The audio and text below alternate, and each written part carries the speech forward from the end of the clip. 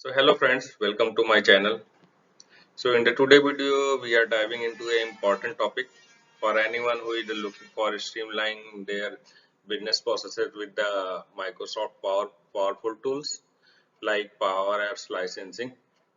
So whether you are just getting started with Power Apps or looking to optimize your current setup, understanding the licensing option is crucial for you. So we will break down the different licensing plans and what each plan offer and how to choose the right one for your organization. So stay tuned as we simply power up licensing and help you make the most out of this amazing platform. So don't forget to like, subscribe and hit the notification bell for more insightful content. So let's get started. Our agenda for this today's video will be the understanding the types of power licenses that are available and what should be the key consideration when you are finalizing the license, what should be the cost optimization tips, and at last we will also discuss the interview question that asks for the power app licensing. So let's start with the type of power apps licenses. So there are around four type of licenses that power apps provide. So we will go one by one. First one is the power app plan. So it costs is the $5 per user per app per month, and its feature are basically it allows users to run one app or access one portal within a single environment. It is ideal for the organization that needing to provide the access to a specific app without a broad usage requirement. So this is only for the app perspective. Second one is the per user plan. So the cost for this license is $20 per user per month. And features for this one is that user can run unlimited apps and portals. This plan is suitable for the businesses where user needs access to multiple apps across various environments, providing greater flexibility and scalability. Next one is pay as you go plan. Here you need to pay whatever you are using that one. So this is the flexible model charges based on the number of unique users accessing apps and the resources consumed. So it basically calculate on the base of the unique users, and it is a good option for the businesses with the fluctuating app usage or for those want to start small and scale as needed. Last one is Power Apps Portal. So it costs starting from the $200 per month for 100 login sessions or $100 per month for 1 lakh page views. It features are basically these licenses are for the external users who are accessing the Power App Portal. The cost scales with the number of login sessions or page views, and it making it a tailored solution for the customer or partner facing application. Next, let's understand what should be the key consideration whenever you are finalizing the license. So first one is environment add-on. So additional environment for development, testing or production may incur extra cost. So if you are increasing the environment, then definitely it will increase the cost. Second one is the premium connectors and the Dataverse capacity. So access to premium data connectors and additional Dataverse earlier it was known as a CDS, Common Data Service. Its capacity may also increase the overall expense. So for the premium connectors and Dataverse capacity, you need to pay extra. And third one is the Azure integration. If you are integrating with the Azure services, so it will also charge additional as per the Azure pricing model. Next topic is cost optimization tips. So how we can optimize the cost? First one that we should evaluate the user needs. So we should carefully assess the needs of the user to choose the most cost effective licensing plans. For example, if only a few users need access to a specific app, the per app plan may be more economical. Second is the monitor usage. So regularly monitor app usage to ensure you are not overpaying for unused license or capacity. And third one is the leverage pay as you go. So for the organization with unpredictable or seasonal app usage, the pay-as-you-go model can help to manage the cost effectively. So we have completed the licensing part of the Power Apps. So let's now go through the one by one questions that mostly asked in the interview for this Power Apps licensing. Here the first question can be, what are the different types of Power App licenses available? So there are multiple type of Power Apps licenses available that although we have already discussed, but let's go again. One is the Power Apps per app plan. So it allows user to run two specific apps or a single app and a single portal within a single environment.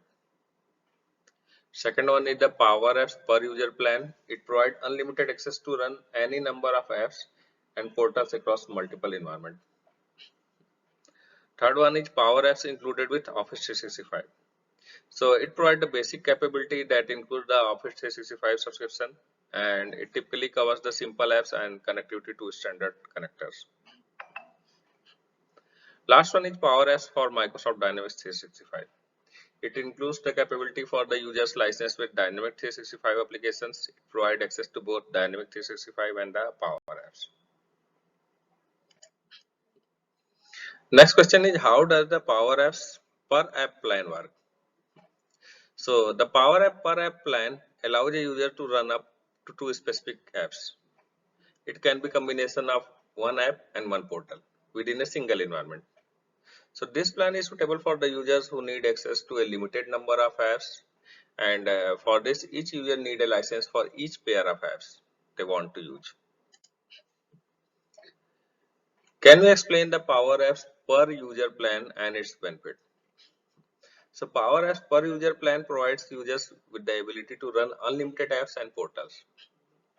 It's ideal for the organization that need broad access to many apps across multiple environments. This plan support all premium connectors, custom connectors, and on-premise data gateway. How are Power Apps licensed for guest users? So guest users means external users can access the Power Apps in a shared environment if they are licensed appropriately. The host organization must have a sufficient number of Power Apps per user or per app license. Guest users do not need separate license if they are accessing apps shared with them from a licensed organization. What is the difference between Power Apps licensing for individual users and for environments? So if we understand individual user licensing, so licenses are assigned directly to the users. It allows them to create and run apps. This includes the per user and per app plan. Whereas for the environmental licensing, environments can be licensed to provide a specific capability like Dataverse capacity, custom connectors, which are available to all users within that environment. This is usually managed through admin centers and capacity add-ons. How does the licensing model affect app development and deployment in Power Apps? So the licensing model determines what connectors and features you are available for the app developers and users. For example, standard licensing like Office 365 may limit developers to using the standard connectors and basic app features. Whereas premium licensing means in the premium licensing it will come per user or per app plan that enable the use of the premium connectors, advanced features, and broader app scalability and the deployment options. What factor should be considered when choosing a Power Apps licensing plan for an organization? So when choosing a licensing plan, you should consider the number of apps, how many apps user need access, data sources, whether apps require standard or premium connectors, user roles, how many users will be creating versus how many apps will be required, scalability, future growth, and potential needs for more apps or advanced feature. And last one is the cost, balancing budget constraints with the required capability and the features. How can organization manage and optimize their Power Apps licenses? So organization can manage and optimize their PowerApps licenses by accessing usage, license audits, capacity planning, training and governance. So accessing usage is basically reviewing the app usage to ensure that licenses are appropriately allocated. Licensing audits is basically considering the periodic audit to identify the unutilized or redundant license. Capacity planning is monitoring the Dataverse capacity and planning for add-ons if needed. And last one is training and governance. Educating users on the appropriate use of apps and connectors to avoid unnecessary premium usage. Can you describe the steps for assign a PowerApps license to a user?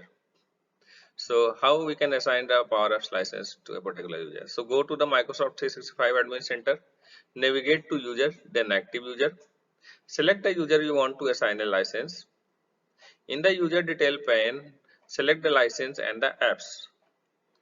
Check the box for the PowerApps license you want to assign, and after that you need to save the changes. How do capacity limit works in the PowerApps license? So capacity limits in the PowerApps pertain to storage, API calls and the flow runs among others. So database capacity. It is allocated based on the number of licenses purchased.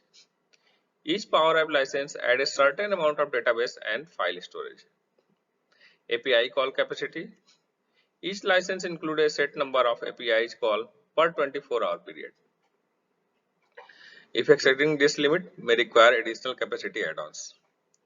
Flow runs, depending on the license, there may be limit of the number of flow run per month. So thank you friends. Thank you so much for watching my video, and your support is definitely beneficial for me. And if you enjoyed this video, so don't forget to hit the like and subscribe button, and your engagement is help us to grow and create the more exciting videos for you. I appreciate the each and every one of our subscribers. So until the next time, take care and stay awesome. Thank you.